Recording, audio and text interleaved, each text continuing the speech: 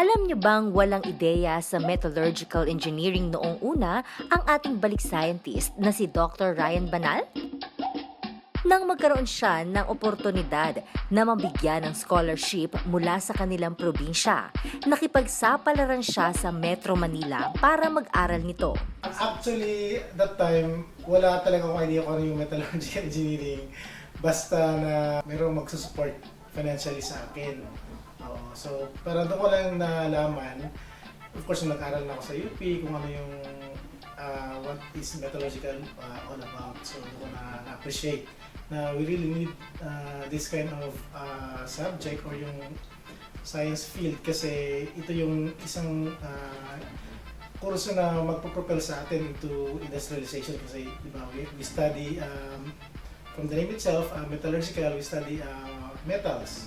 From extraction, kung paano siya ini-extract, to pinaprocess. Itong mga metals na nakita tayo, mga steel, copper, mga ganun. So, yan. So, malaking field siya. So, basically, doon sa pag-process ng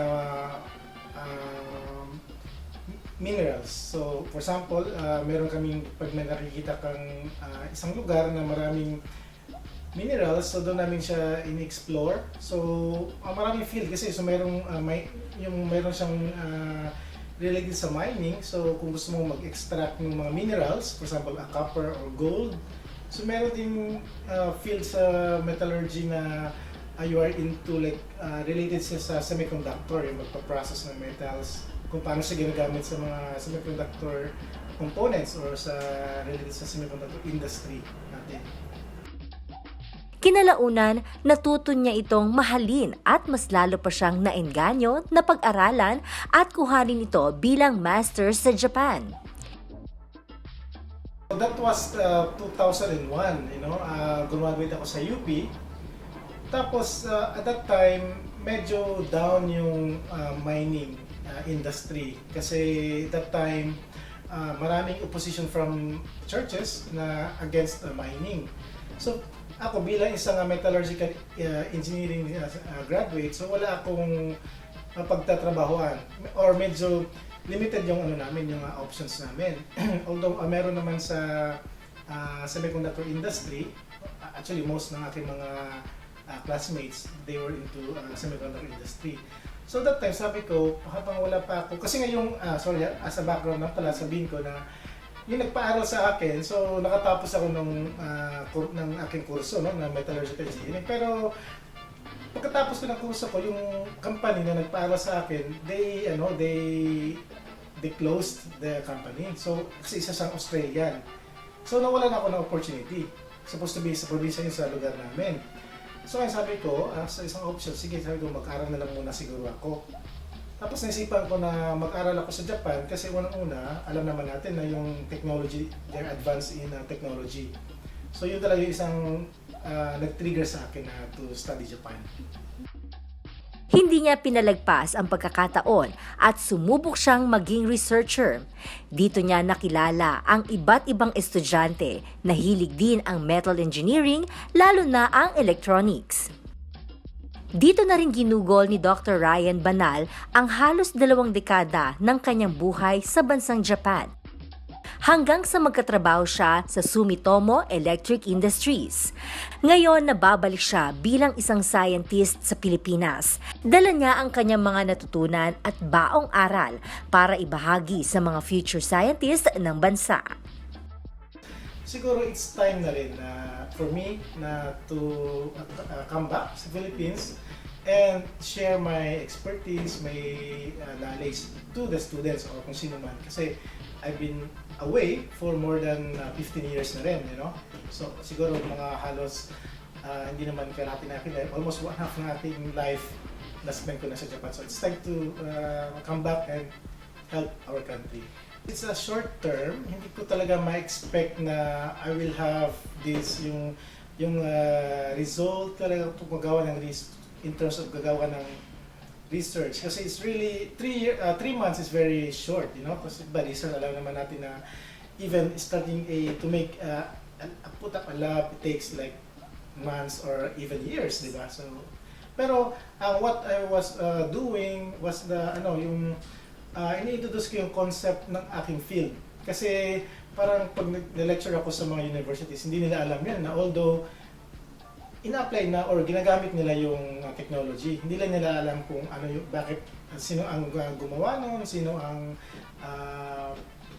kung paano na-develop yun. So, little by little na-open up ko yung mind nila na meron din palang field na tinatawag ko na optoelectronics, yung we deal with light and we apply light in making many devices like mga laser diodes or light emitting diodes. So yan ang at least na-open up ko yung mind nila. And then of course yung light naman kasi pwede siya sa renewable energy. For example ngayon sa Philippines or sa Mindanao lalo na ang nakikita ko doon na research direction is on renewable energy.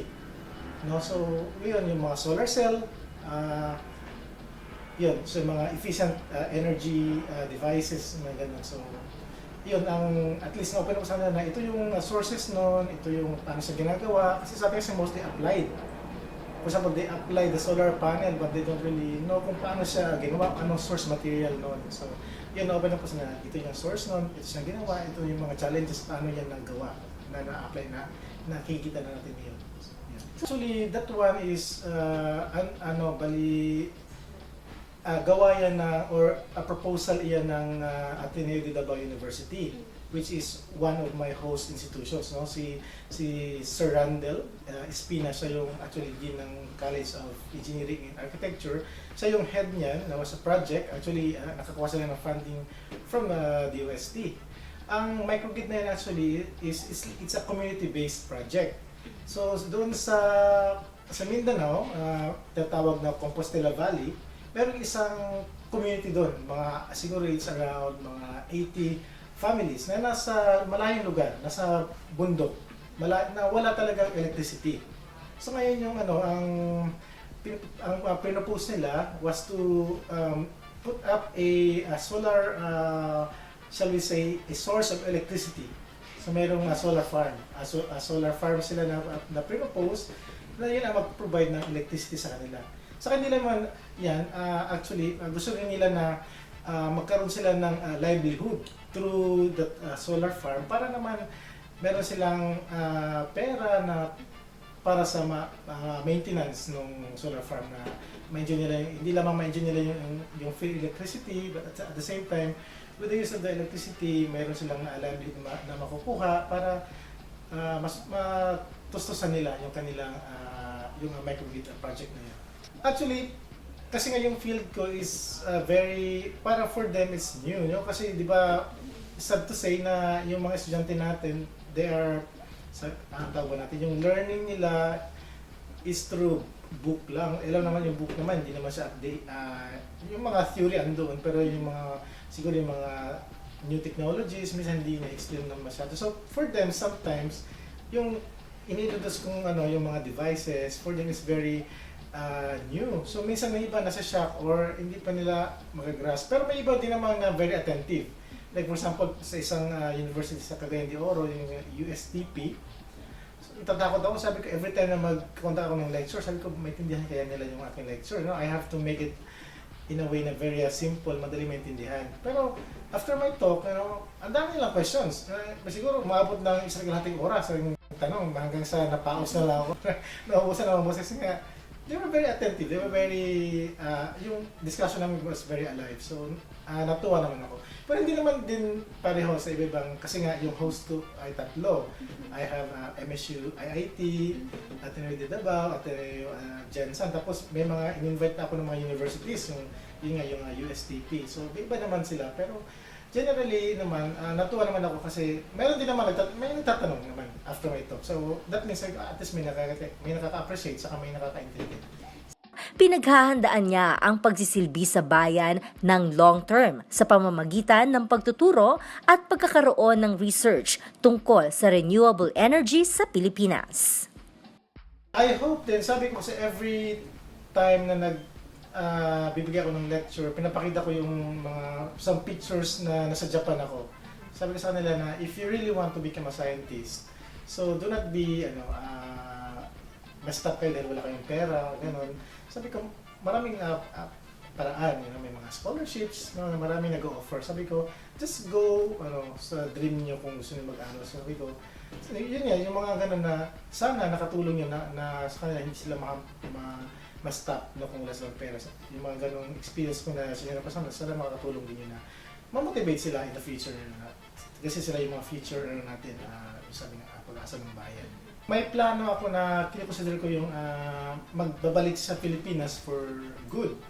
So ngayon, check ko lang yung options ko. So ngayon, yung nagbasa ko may nakuha akong idea from kay Roxy dito mismo sa Fisher na may mga programs naman na sumusuporta sa Balik Scientist who is willing to stay here for good na, yung mga long term.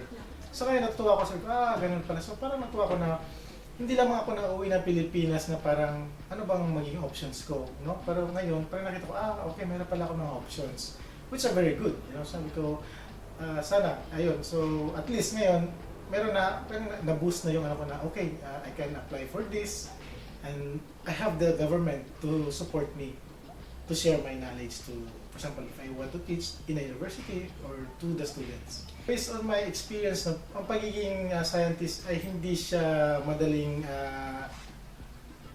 journey.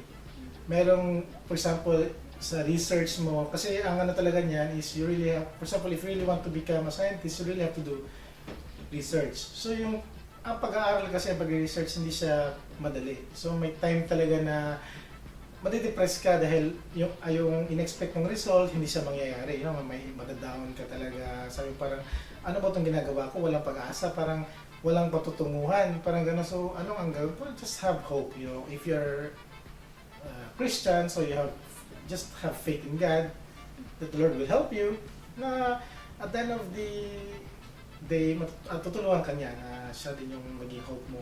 Tapos, so hindi siya madali, ang pagiging isang researcher din naman, sabi ko, minsan walang pera. I mean, hindi ka yayaman. But because you have the passion to do things, yung mag-research, andun yung fulfillment. So hindi dahil you want to become rich, At saka andun yung fulfillment mo rin na yung natutunan mong knowledge, you can share it with the students. For me, yun na yun. So, tapos, saka, of course naman, if you are good researcher, I mean, yung ibig ko sabihin na marami kang output, at so nakaka-enjoy ka rin naman kasi you go to conferences, nakaka-travel ka for free kasi nga meron kang funding, on your own ako kang funding, pwede ka mag-travel or mag-attend sa mga conferences sa ibang bansa and then present your work. I think yun na yung fulfillment ng isang researcher na kahit paano makilala yung ginagawa mo sa ibang yung fellow researchers mo na nasa field mo.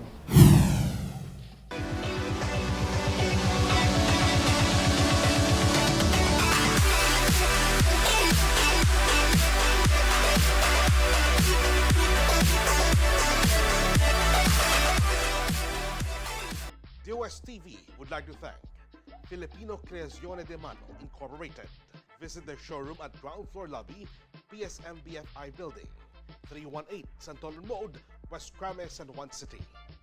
SciDev, the world's leading source of reliable and authoritative news, views, and analysis on information about science and technology for global development. Visit their website at www.scidev.net.